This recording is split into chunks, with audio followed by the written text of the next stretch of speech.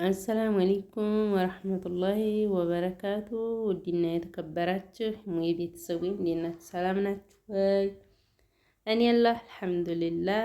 እንግዲህ ደግሞ ዛሬ እንዲህ አጋጣሚ ገበያዬ ቅቤ ሽጭ ተብዬ እናቴ ልጅ ሰዲያ ነበርና ቅቤ ልሸጥ ከቅቤ ተራ ሄድኩኝ። እህቴም ድንገት መጥታ ነበረ። እሷም እኔም ተገጣጠምን ሀዛው ቅቤ ተራ ማለት ነው። ሀዛ ቅቤ ተራ ቁጭ ብዬ እስቲ ልቀረጥ ብዬ ሀዛው ቅቤ ተራ በነገራችን ላይ ቁጭ ብዬ ነው። ሀዛው ከሚሸጥበት ቦታ ሁኜ ነው። እስቲ እንግዲህ አስታውሱት ገበያዬ ማለት ነው። ቅቤ ተራ ሄዳችሁ ቁጭ ብላችሁ የምትሸጡት ዶሮ እያያዝን ጫማችሁን ግዙ፣ ዶሮ ሽጣችሁ ቅቤ ሽጣችሁ እንባል ነበር ማለት ነው።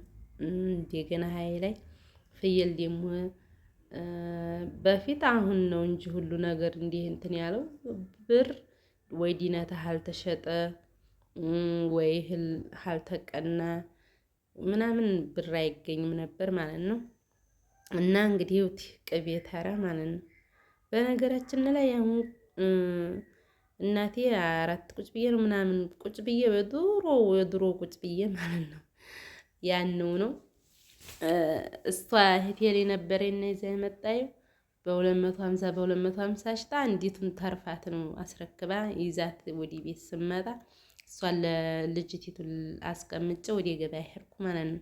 ያችን አንዲት ቁጭ ብዬ ይዤ እና በጣም ውድ ነው። አሁን ቁጭ ብዬው ራሱ ተዘርዝሮ ብሩ እንትን ቢል ቁጭ ብዬው አይዘውም ማለት ነው። አሁን ያችን ቁጭ ብዬ ይዤ እህቴም ጋር ሀዛ ገበያ እንዲያልኳችሁ ተገናኘን።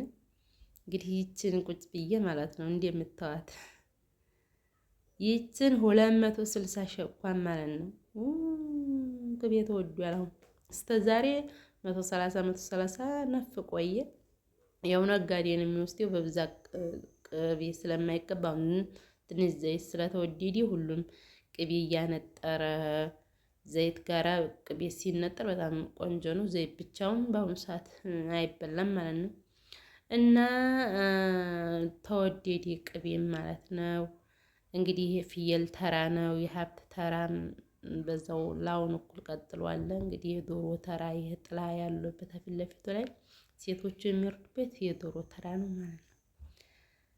እንግዲህ ድሬ ሩቃ እንዲህ ፈሸሽ ሸብረቅረቅ ብላለች። ድሮ ያን ያህል እንዲህ እንኳን ፍየል አይደለም ገበያ ራሱ እስከ ዞር ድረስ ነበረና የሚዋልበት እንጂ ከዛ ውጭ አይዋልበትም ነበር። አሁን እንግዲህ መድ ልክ እንዲያረድ ገበያ ዲነታ ሁሉም የተለያየ ሰው ይመጣበታል። ገበያው የደመቀ ገበያ ያየሁት እንግዲህ ከድሮው የድሬ ሩቃ ገበያ በጣም ደምቋል ማለት ነው። አረሪትም እንደዛው ነው። እኔ ሂጅ ባላውቅም እንደዛው ነው ብለዋል ማለት ነው። ገበያ በይብለጥ ደግሞ ድሬ ሩቃ በጣም ለምታለይ በገበያ ደረጃ ማለት ነው። ገበያ በጣም ነጋዴው ራሱ በጣም ነው የሚወዱት። ነጋዴዎቹ ራሱ እንግዲህ ይችን ቁጭ ብዬ እንደምታዋት እየሸጥ ሊገለብጧት ነው። እና የገበያው ደረጃ በፊት ያን ያህል አልቆየም። ድሬ ሩቃ ግን አሁን ተሻሽሎ በጣም ገበያው ደምቆ ማታ 11 ሰዓት ተኩል ድረስ ነው የሚለያየው። ራሱ ወልዲያ እንኳን ምናምን ሸቀጥ ምናምን ይዘው መጥተው የሚሳፈሩ በጣም ሀመሸ ነው የሚሄዱት ማለት ነው። እና ድሬ ሩቃ ለምታለ እንግዲህ የቅቤ ተራ ትዝ ላስበላችሁ ብዬ ነው። እንግዲህ ሀፌስታል አንዲ ወንዲ ሚዜ ናቸው መስለኝ የኛ ሀገር አይደሉም፣ ወደ ላይ ሀገር ናቸው። በፌስታል አስገለበጠ። ይሄ የሚገለበጠው የሌላ ነው። የኔንም እሱ ገዝቷታል ማለት ነው። ሰውየው ገዝቷታል። በፌስታል ነው እንግዲህ ሚዜ ስለሆኑ መሰለኝ። እንስ የኛ ሀገር አይደሉም። የወዲ ላይ እኔ እንጃ በመኪና ነው የመጡት።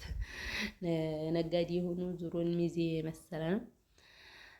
እና እንግዲህ እንዲታስታውሱ ነው እላችኋለሁኝ። እንዲታስታውሱ ያን ይዤ የመጣሁት እንግዲህ ገበያ ሄዳችሁ ጓደኞቻችሁ ጋራ ምናምን ፏፍሸሽ ብላችሁ ውላችሁ በጊዜ ደግሞ ወደ ሀገራችን እንመለስ። አሁን እንግዲህ የኛ ሀገር አረዲት ነው የምንውለው ነበር። በጊዜ ቢያንስ 10 ሰዓት ምናምን እንወጣ ቀስ ብለን እየዋጋን ምናምን እየተጨዋወትን ነበር የምንሄደው ማለት ነው።